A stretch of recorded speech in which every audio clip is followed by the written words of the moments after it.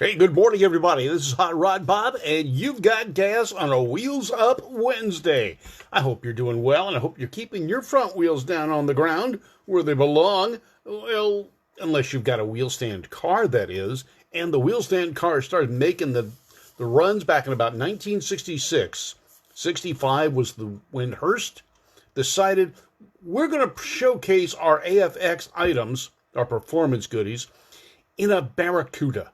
We're going to do it interesting. You know how the guys spin the tires all the time? They don't get traction. They keep on going down the track and they wiggle and wobble and all sorts of stuff. Let's put the engine in the back. You got this big window. We'll call it the Hearst Hemi Under Glass. And it'll get better traction. It'll run quicker. It'll be fun, they said. It was fun, but it didn't do exactly what they wanted it to do. Now, it did get the traction they wanted. It did run pretty darn strong. It did showcase Hearst products under glass. However, it didn't keep the front wheels on the ground where they needed to be so you could steer. A whole new fad began with the Hearst Hemi Under Glass. The wheel standers came out. Bob Riggle ended up being the second driver of the Hearst Hemi Under Glass. The first was Wild Bill Shrewsbury. The Plymouth Barracuda was the ideal vehicle for this because it had this huge 14 cubic foot rear window.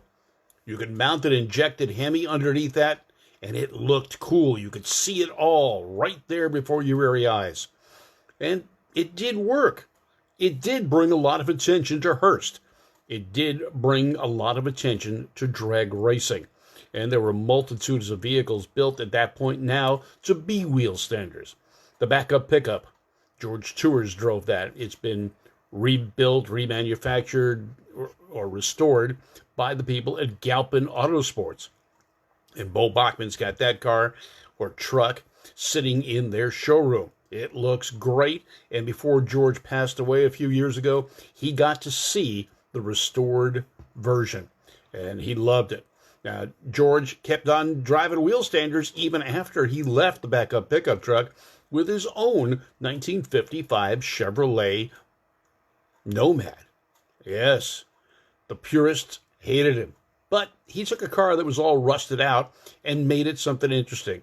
Now, to get to the engine, you figure a station wagon, that's a little tough to get in there. Well, he added to that toughness by chopping the top.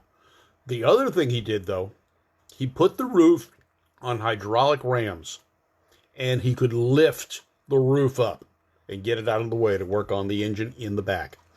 Now, for the 1966 season, Bob Riggle took over the driving chores of the Hearst Hemi Under Glass, but he was a hardcore racer as well, and he drove that car for quite some time. Now, the Hearst Company, as we know it, was sold to a company called Sunbeam. Now, I don't know if that's the car company from Europe or the company that makes those home appliances. Regardless, Bob Riggle stopped driving the Hearst Hemi Under Glass in the year that Sunbeam took over. Now, Bob Riggle had a devastating car crash, a racing accident in 1975 that kept him out of competing for quite some time. He did come back and start doing wheel stand exhibition runs in 1992 with a 1966 injected version of the car. And in 68, he put a 68 car with a supercharger in and started running that. Good morning from Las Vegas there. It's it's hot up there, I bet. It's nice here. Jason, how are you this morning? Haven't said hello to everybody as they joined in this morning. I'm too busy thinking and talking at the same time. See, I can multitask. Please tell my wife that. She doesn't think I can do things like... But anyway, that's another story altogether. Good morning, Jerry. And Jason, how are you doing this morning?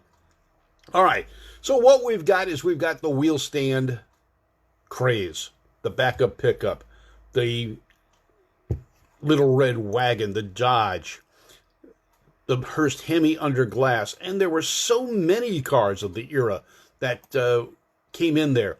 There was the Chuck wagon. There, yeah, took a stagecoach, made it a wheel stander. Then there's all the cars that do the wheel stands. Oh, yeah. It is a commonplace thing.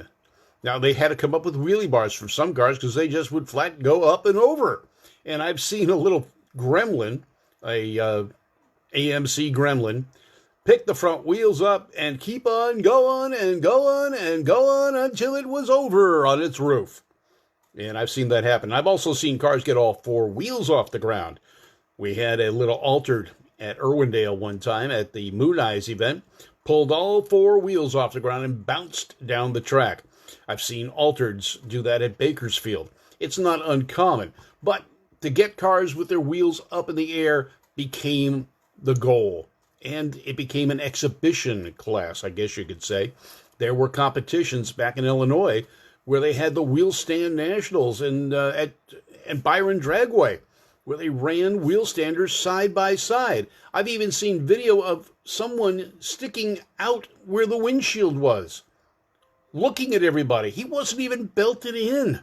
We had some crazy times back in the 60s. Now there are other cars that were made to do wheel stands that go up. The Shervado, and the owner of that, Mr. Oriole, tunes in every once in a while here on GAAS. I know him personally. I knew Gary, the original builder, owner of the car. It's being restored. It is beautiful. And it is a car that is reminiscent of my days because I remember the car driving on the street. Yeah, Gary drove it down Van Nuys Boulevard. It had an Oldsmobile Tornado set up in the back. Tube chassis, a rectangular tube, wasn't real high tech. Had a beam front axle or straight front axle on it with parallel leaf springs. And it would carry wheels up. It was on the cover of CarCraft magazine. And the uniqueness about this car is pretty much street legal as well. And he kept the wheels up in the air, would take it all over and drive that car. It was a regular at the original Irwindale drag strip and probably Lions as well. Now, it's not uncommon to see stock and super stock cars now picking the front wheels up. Bracket cars, man, they got lots of horsepower. Traction has gotten so good with the tire types that we have today. They're able to pull those front wheels up in the sky high. Hi, Jerry. Mitch Akers, how are you doing? Rick Chu, Bobby Jackson. Jason, how are you today? They just crashed that car on a TV program. The Hearst Hemi under glass was crashed with Bob Riggle behind the wheel and Jay Leno in the passenger seat. They were doing a shoot for Jay Leno's TV show at Irwindale Speedway. Now, instead of taking the car to the drag strip, they decided they could do a wheelie down the center of the oval track. Well, they did. They got the wheels up. The problem is when you bring the wheels down, there's a wall right in front of you. And Bob Riggle did what he could to try and avoid hitting the wall. Instead, the slicks on drag cars are not made to turn. They've got very soft sidewalls so that you get proper forward propulsion. They don't work when you go to turn. They're very soft, too soft. It tucked under, the car rolled over with both Bob and Jay Leno in. Now, I was scared looking at the video because I saw Jay's hand holding on to the roof. He was able to pull his hand back in time and did not get hurt. Both guys walked away from it. And don't tell anybody. I've got what's left of the taillights of that car in my garage. Yeah, we weren't allowed to tell anybody about what happened. Our PR guy came over to the drag strip on Thursday night when I was there and gave me an envelope and said, look inside. And I opened it up and there was a piece of a taillight. And I go, okay, it's a taillight lens. He says, you ever heard of the Hearst Hemi under glass? I said, oh yeah, well-known car, I know that. Well, it is no more. I go, what? He told me the story. We weren't allowed to say anything. This happened long before the show was to air.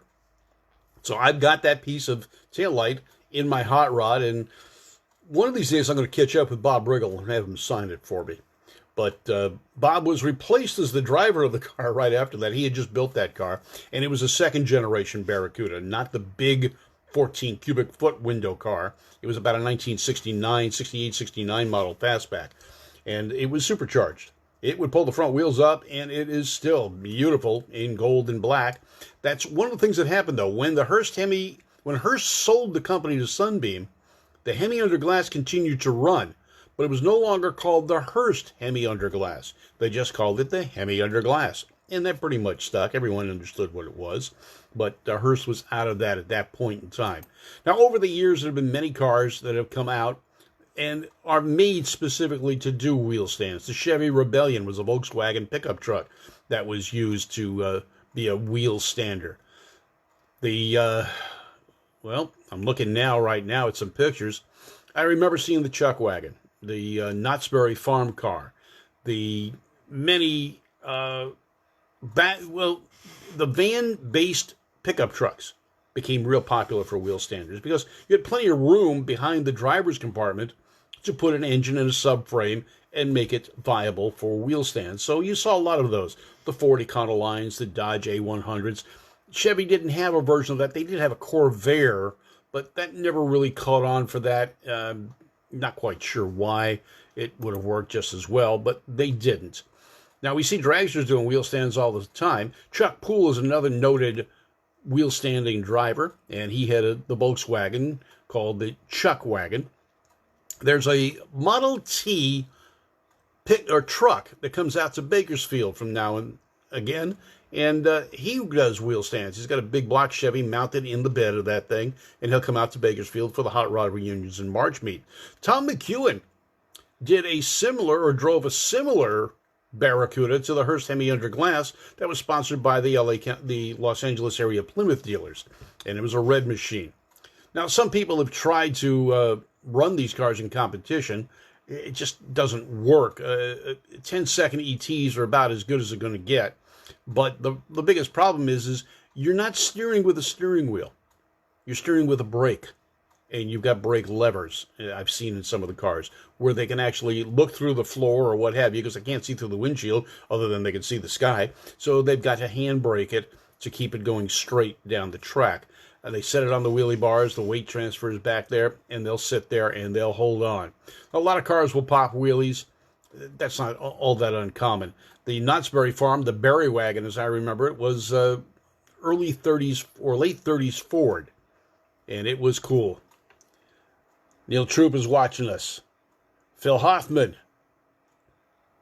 John Gomes, how you doing? Rapid Robbie Roth, Knott's Berry Farm sponsored a wheel standard. Yeah, they did. It was called the Berry Farm machine. Let's see. Whoops. Let's see what happened here. We lost the picture. I'm not quite sure what happened here, guys. Oh, I see what happened. You're looking at a carburetor, which is actually my pencil holder. All right, there we go. Phil Hoffman, Dave Hoover, Danny Santos, Jason, Alan. You know what? I'm going to do something here. Bob didn't know about the slick sidewall condition. Yeah, Riggle did know about it, but when you've got a wall coming at you, Mike, you do what you can. You try and turn. He had the brakes on. He was turning. The car was hopping, but the tire folded under while he was turning. Yeah, Alan, the A100s. Peggy is watching. I can bring her on camera right now. As a matter of fact, I may just try and do that if she's still there. Let's see what happens. Let's see. We're adding her. Let's see if she's still watching. It's a new part of the program here for Facebook that I can add people into the conversation. Not only can you post your information or your questions or what have you, but I might be able to bring you on. Well, Peg's not responding. She's at work. We'll let her go this time. And I can wave at some people like Brian. I'm waving at you. Rebecca, how are you doing? Rebecca, let's pull you on. Let's see if that works. All right, we'll see what happens here. Rebecca, you still watching us? Yep, can't tell. All right, well, we'll move on to someone else. We'll try and get here. Jason Sheffield, Graveyard Cars has made a Dodge A100. Yes, they've made a replica to the old red wagon. Now, when we saw it last, it still wasn't operable. He had it at the Labor Day Cruise at Orange County Fairgrounds last year, and they were still working the bugs out on it. I haven't seen the truck in operation yet. Little Red Wagon was very very positive exhibit, and there were a number of Little Red Wagons. As a matter of fact, the same person that owns the Hemi Under Glass owns what's left of the original Red Wagon. I say what's left because it had a terrible accident back in the day. Doesn't Jelly Belly have the one that exhaust smells like berries? I don't know if it does smell like berries or not there, Robert. But he used to come out. He's retired now. Tom Jantz watching. How you doing? Jason. All right, Jason, let's get you on camera. Let's see if that'll work. All right, so we're adding you right now, Jason. Trying to see if we can get someone on here. We're trying something new.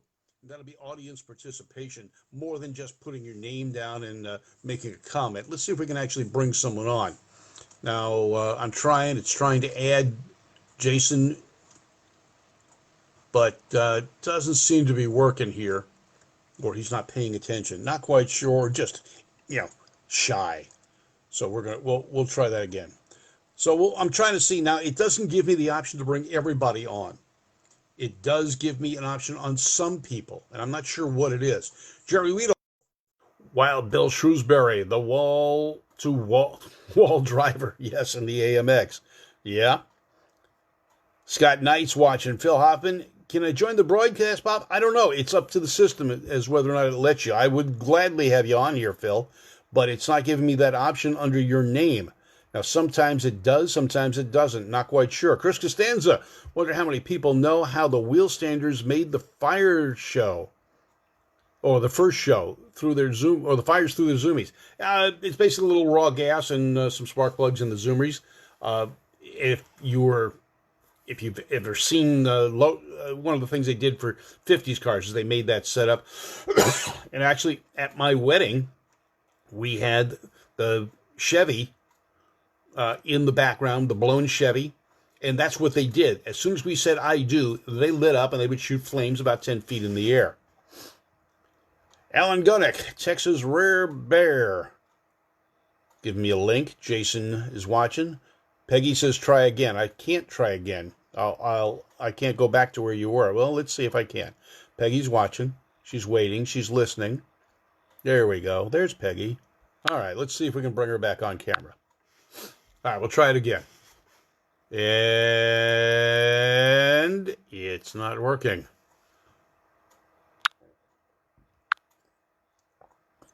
I'm not even getting the chance there, Peg. Not quite sure why. All right, so this isn't working, although it'd be nice. So we're not going to be able to do this. It does give me the option, but it's just not letting me avail myself of that option. Hi, Laurie. How are you? LaRue Geiger, how are you today? Scott Kehoe, another good friend from the days of LACR. How are you doing? Ken Bates Jr. is watching along with us today. Ken Bates Jr. with a storied history in drag racing. The whole family is drag racers. His aunt, his uncle, his dad. His mom used to do scoring for us at the Good Guys events.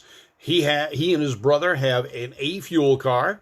They've tried to run junior fuel. As a matter of fact, he was one of the first guys to bring a 303 Oldsmobile out in junior fuel and try and be competitive. It was an excellent effort. Stefan Dubis, well, we got a lot of people tuning in this morning. This is great. Stefan is an old friend from Hot Rodding, and one of his friends lived up the street from me when I lived in Burbank. And Stefan had, I don't know if you still got it. You still got your Model A tub? That'd be cool. Movie Mike Walsh is watching us. LaRue.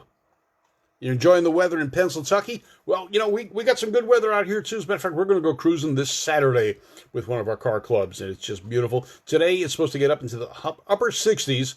Beautiful sunshine. It's a wonderful day. Brett Mandela.